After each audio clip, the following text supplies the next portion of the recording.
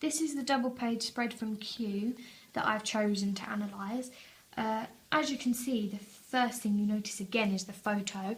You've got on the right hand side, you've got an artist here, full head to toe shot, holding a guitar, John Lennon I think it is. The photo they've actually chosen covers the whole of the 2 pages rather than just having one on this side and then all black on this side. They've chosen to cover the whole 2 pages with it, and they've just put the text over the top. Here you've got another smaller photograph of the 2 artists that it's talking about. An older photo, this one's black and white, and they look a lot younger, so that's probably the interview might be also talking about when they were younger. Here you've got another little quote from the interview that links into the photo.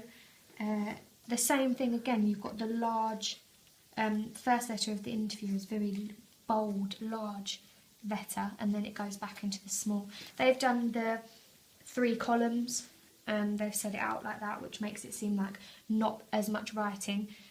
In most double page spreads that I've looked at, there's not a lot of writing, it's all very condensed, and it's always on the left hand side.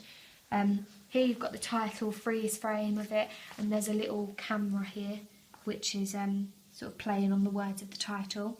And then it says the stories behind music's greatest moments. That's a very big statement to make, so people might read that and think, oh, I want to read that article. Here, the names of the artists, John Lennon and Elton John, are in red, contrasting with the black of the rest of it. So if you're a fan of them, you might be flicking through them and think, oh, actually, I've seen that, I'm going to read that article. The font sizes, you've got a normal font size here, but then a more bold, larger font size at the top, and for the little explanatory bit there. This is the contents page for Q magazine.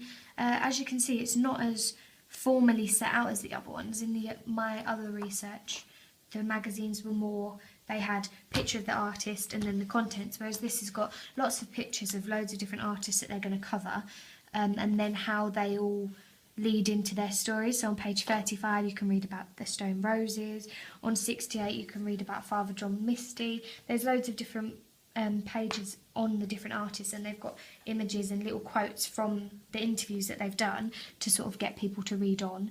All the photos are in colour, which makes it more lively, more fun. You've still got the Q. This time they've switched the colours, so the Q is actually in black on a red background, but it still stands out. You've got the date that it come out, and then you've got the contents in bold. You've got the 2016 preview in bold. The colours of the artists are all highlighted in yellow, which was the same in Kerrang actually.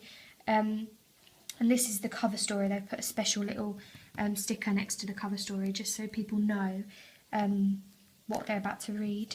All the photos are very well chosen. So here they've actually cut out over their heads as if they're popping out of the photo, which is really interesting.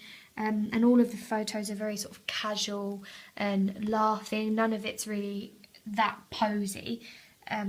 It's all very natural. The fashion is very dark and chilled out, and not a lot of makeup being worn.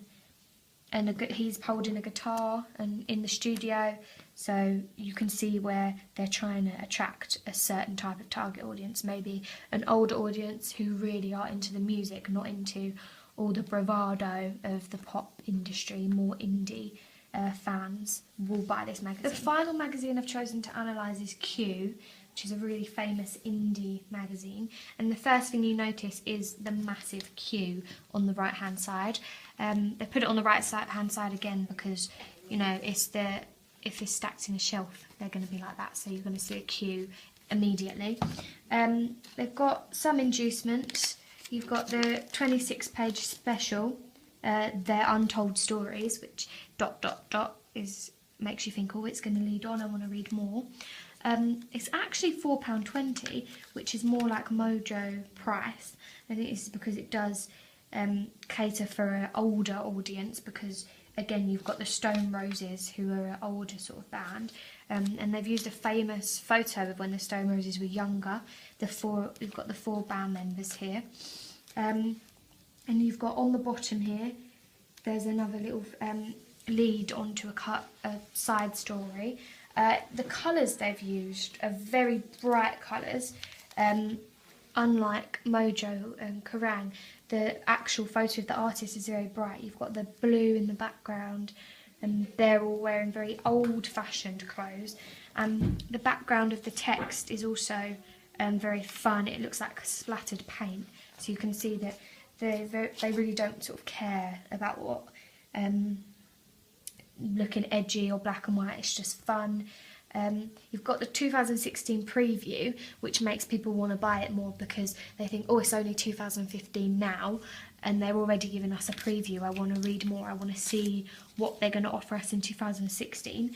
And here they've got little circles, look, metallic circles, with little inducements in it. So it's got the 27 pages of reviews, most unlikely returns.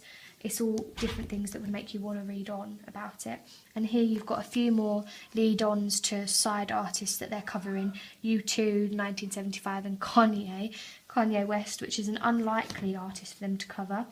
You've got the bolder text here in white, so it stands out. You've got the really bold Q on a red background, and the 2016 is in black to contrast with these colours.